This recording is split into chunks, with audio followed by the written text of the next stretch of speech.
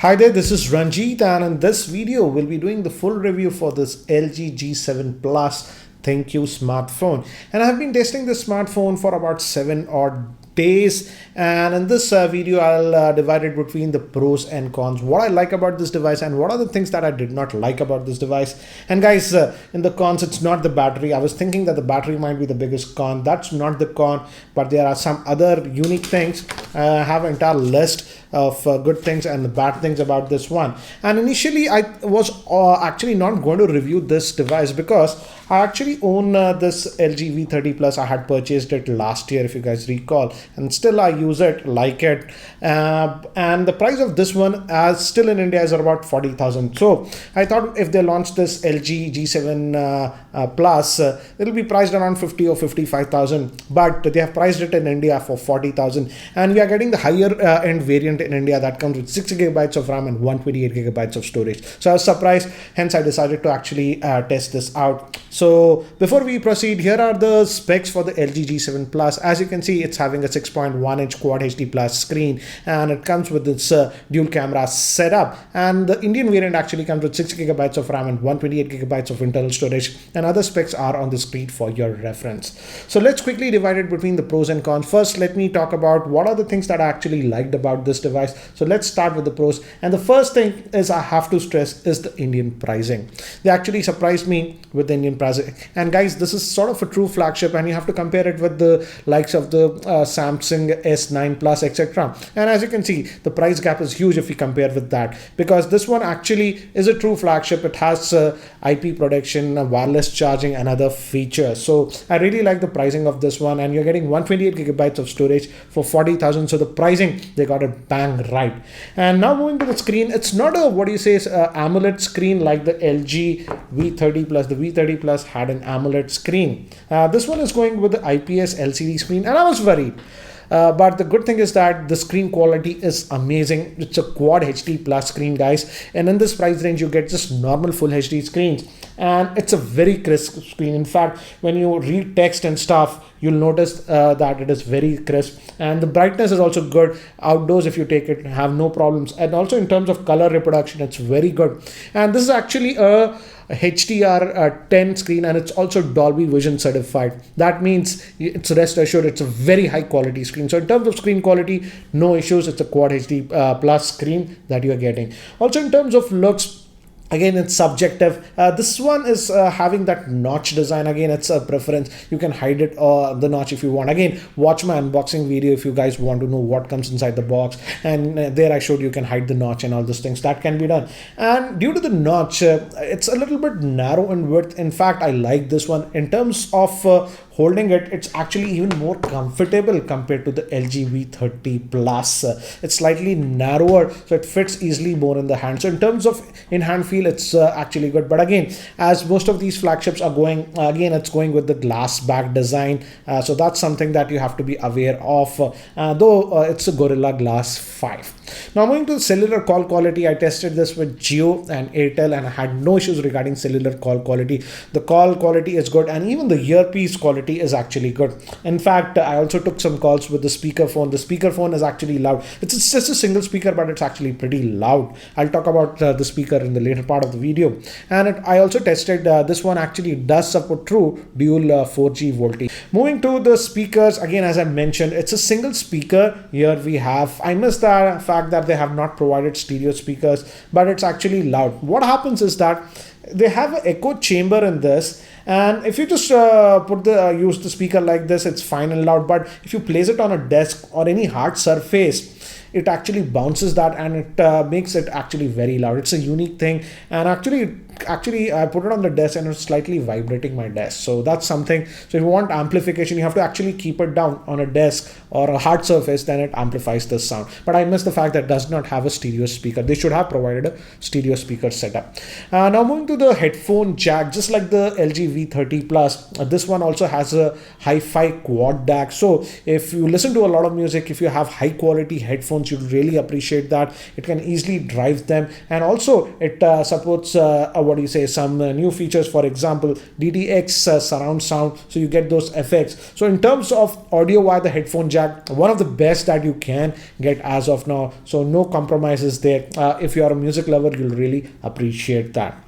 Now moving to sensors, again it's a flagship device, so no compromises there. All sensors are present on this, and it also actually supports wireless charging. Yes, the Indian variant that we are getting does support wireless charging. I checked that. Some of the other international variants actually don't support that, so this even has support for wireless charging. And of course it has fast charging, and the charger bundled in the box is a fast charger. Again, it has all the features that you would expect. For example, the fingerprint scanner is very fast. It has even face unlocking and all those things that you expect, so no issues regarding that. Now moving to the general performance of this phone, this is running the flagship Snapdragon 845 chipset, so as you might expect, no issues regarding what do you say performance, no lag whatsoever that you would notice. And also moving to RAM, it comes with 6 gigabytes of RAM, and I noticed no RAM management issues on this, so no issues regarding that. Even this LG V30 Plus that I'm using, this comes with just 4 gigabytes of RAM, and this also does not have RAM management issues. So LG generally is very good in terms of RAM management, and no issues of RAM management even on this device. Now moving to the camera, it has the dual camera setup. As you can see, both are 16 megapixel, but one is a regular angle camera and the second one is actually a wide angle lens. And here are some of the sample shots that I have taken with this camera. I even took this phone to New York, so here are some of the samples that I have taken with this device.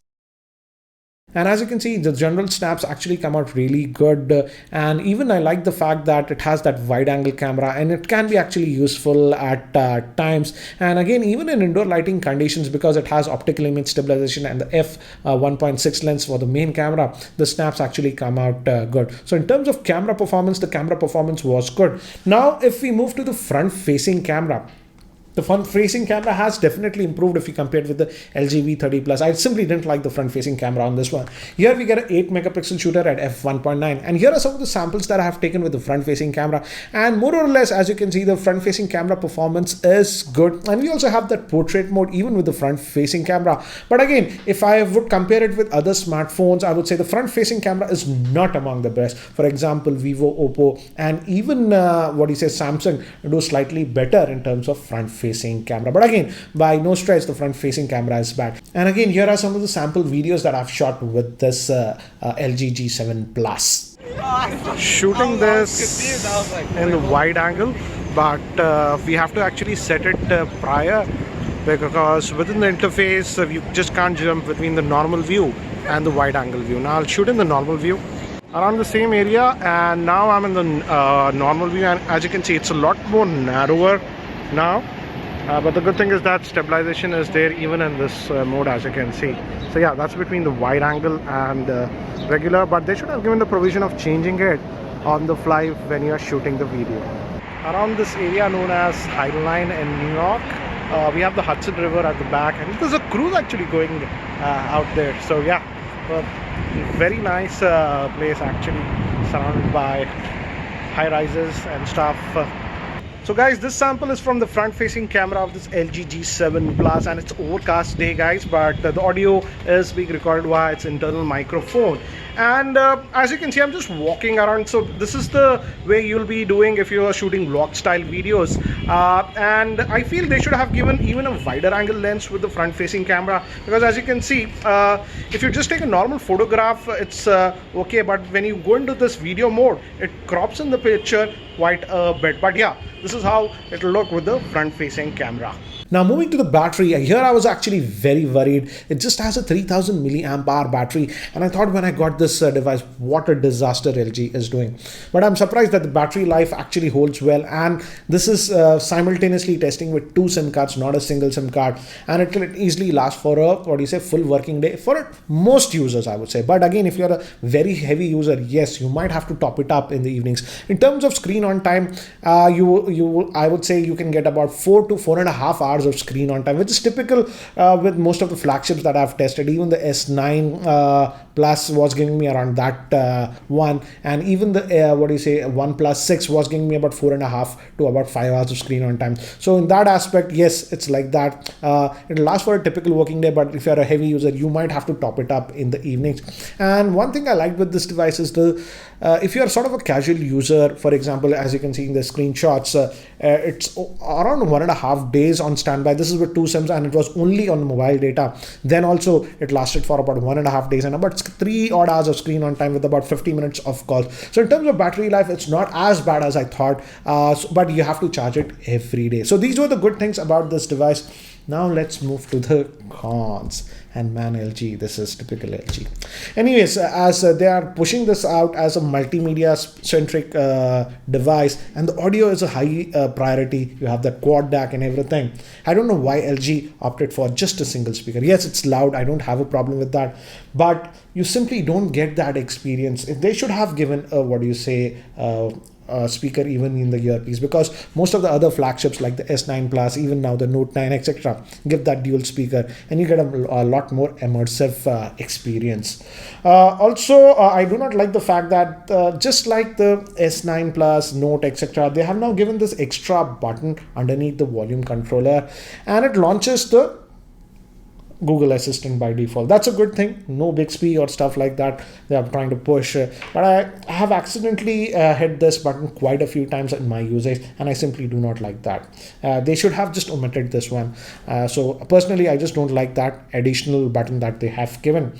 And lastly, this is the main problem that I'm having with LG phones. It's the UI that they have. It's a very cartoony UI, very outdated it looks. Even if you go in the menus, it's a convoluted system. You have panes and panes of options. You have tons of options. You can do everything and customize it. But just the layout and everything is just very cumbersome and looks very outdated. I'm personally not a big fan of this. It does not lag, but again, I don't like the UI interface of this one.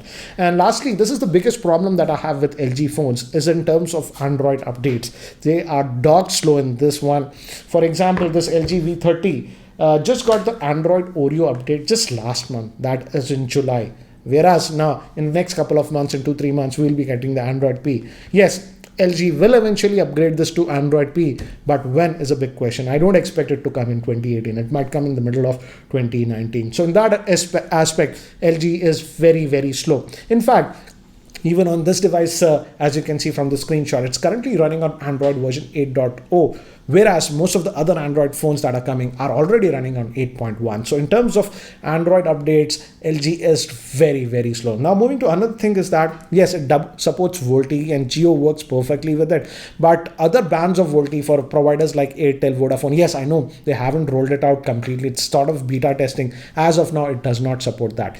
So again, in terms of updates, that's the biggest problem that I have with LG devices is in terms of software updates, they are very, very slow. And I hope they change this, because now finally LG has got the pricing right in India, and at this price point I would say it is definitely much better than some of the other options like the Honor or the OnePlus, because this is sort of a true flagship that you're getting. For example, it has premium features like Quad HD Plus screen with Dolby Vision and HDR Plus. We also get IP68 certification. That means it is water resistant and dust resistant. Yes, I dipped this phone in water when I was in New York. It got completely drenched, and I even dipped this in water and it works perfectly fine. So if we have that, and also it supports wireless charging, which we generally do not find in most of the other phones in this price range. So in terms of pricing, they have got it right. And the good thing is that in India we are getting the 6GB variant that comes with 128GB of storage. So in terms of pricing and features, I'm very happy with this phone. But in terms of software update, it's a big question mark. Yes, this phone will also get updated eventually,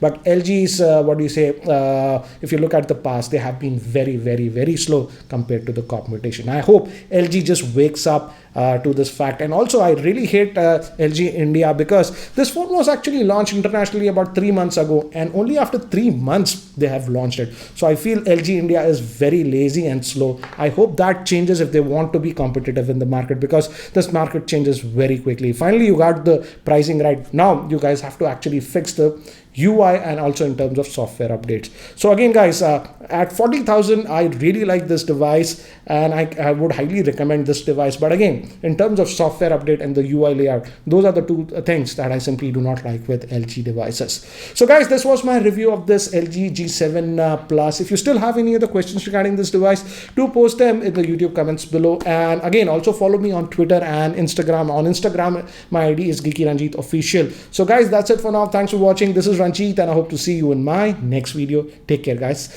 See you next time.